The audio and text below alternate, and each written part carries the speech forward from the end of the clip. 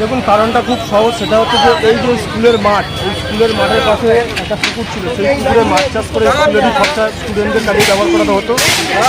তৎকালীন যে পরিচালনা সমিতি ছিল অরিত্র বোস, তার সঙ্গে পরেশরাম দাস, উত্তম দাস, এদের যৌথ উদ্যোগে এদের দ্বারা এখানে যারা তৃণমূলী হারমাদ বাহিনী আছে, সৌভিক হালদার, জয়ন্ত ঘোরই, আকাশ নন্দী, গোলো সহ আরও অন্যান্য, উদয় নাইয়া, আমি সবার নাম আলাদাভাবে বলছি না, এরা এই জায়গাটা মাটি ফেলে এই জায়গাটাকে মাটি দিয়ে পুকুরটাকে প্রথম ভরাট করে, তারপরে স্কুলের জায়গাটাকে দখল করে সেখানে বেআইনিভাবে দোকান বানায়। যখন স্টুডেন্টরা মাস্টারমশাইরা প্রতিবাদ করে, স্টুডেন্টদের মাস্টারমশাইদেরকে মারধর করা হয় এবং তাদেরকে প্রাণনাশের হুমকি দেওয়া হয়। তারপরে এই বিষয়টা এইভাবে থেমে যায়। এখন সরকারের পালাবদল ঘটেছে।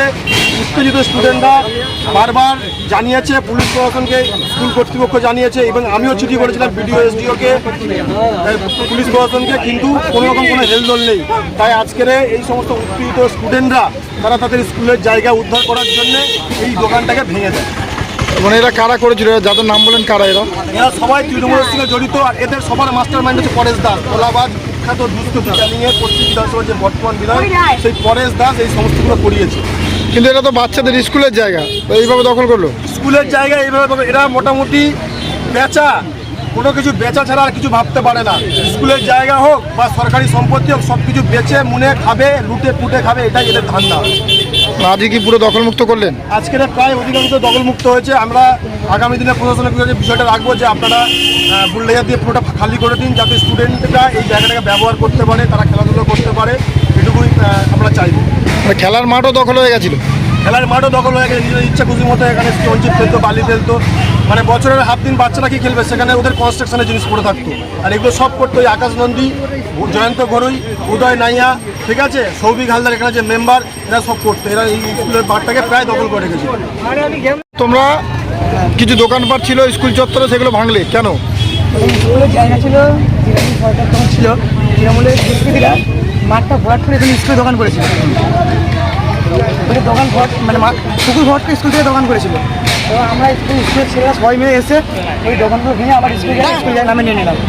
তাহলে ওখানে একটা দোকান বড় ওই কারণে। ওখানে কি খেলাধুলো করতে অসুবিধা হতো? হ্যাঁ, খেলাধুলো করতে হতো। পুকুরটা ছিল, লোক খেলে মানে জমা খেলা হতো, এরপর স্নান করতে পারতো। সেই পুকুরটা ভরিয়েই পুরো দোকানটা করেছে। স্কুলে অসুবিধা হচ্ছে খেলার সময়। এটা কি স্কুলেরই জায়গা? এটা স্কুলেরই জায়গা। আচ্ছা, এরা কারা ছিল যা দখল করেছে? ওটা তৃণমূলের লোকরা। তোমরা আগে জানিয়েছিল স্কুল থেকে? স্কুলে আনিয়েছিলাম, আমরা রাস্তা অবরোধ করেছিলাম। ওরা এসে বলেছিল যে দোকান করা হবে না। তারপরে আমাদের হুমকি দিয়ে আমার দোকানটা করা হয়েছিল, যারা সামনে ছিল। এখন খুশি তোমরা? হ্যাঁ, আমরা খুশি। কি নাম তোমার? স্বর্ণজিৎ সাপুর।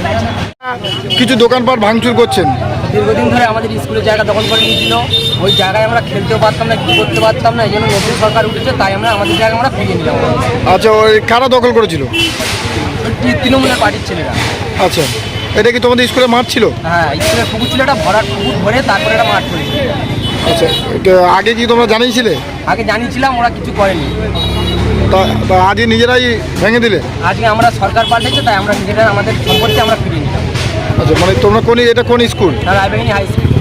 মানে যারা ভাঙছে তারা কারা? স্টুডেন্ট? রায়বাহিনী স্কুলের স্টুডেন্ট।